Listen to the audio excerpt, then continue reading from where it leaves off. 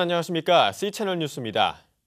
한국교회 필리핀 재해구호연합이 초강력 태풍 하이엔으로 피해를 입은 이재민들을 돕기 위한 첫 단계로 현장 조사를 실시했습니다. 가장 피해가 컸던 타클로반 이외에도 구호의 손길이 필요한 현장과 이재민들이 더 많음을 확인할 수 있었습니다. 조사단과 동행 취재한 이인찬 기자가 보도합니다. 올해 26살로 필리핀 레이떼섬 오르묵시 빈민가에 사는 아이린 씨. 홀로 아들을 키우며 사는 아이린 씨의 허름한 집은 지난 8일 새벽 태풍 하이엔으로 무너졌습니다. 사람이 살 수 있을까 싶은 공간이지만 한평 남짓한 이곳이 아이린 씨의 유일한 거처입니다. 이유도 모른 채 정부 지원 명단에도 빠져 있어 하루하루의 삶이 힘겹기만 합니다. 타클로반에서 109km 떨어진 오르묵에서 이 같은 이재민들을 발견하는 것은 그리 어려운 일이 아닙니다. I need to live there. No food. Yeah, no food because No water. I didn't receive any, even one pack of relief goods from here because I don't know why they didn't give me. 잘 알려지지 않은 또 다른 피해 지역인 세부 최북단 다한반타얀. 우리로 하면 군 정도 규모인 다한반타얀은 상대적으로 레이떼 섬보다 안쪽에 있지만 태풍 경로와 맞닿아 있어 피해가 컸습니다.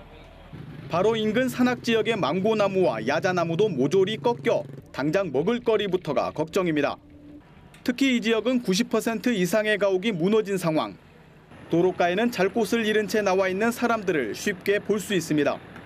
처참한 상황에서도 어른아이 할 것 없이 건네는 순박한 미소는 마음을 더 아프게 합니다. Karon ang kinahanglan kay kanaang maka-kuan sa among bay.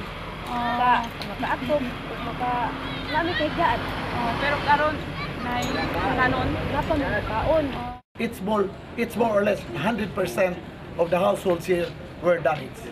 So now, at present, okay, we do continue distributing relief goods, but we are now in the process of rebuilding.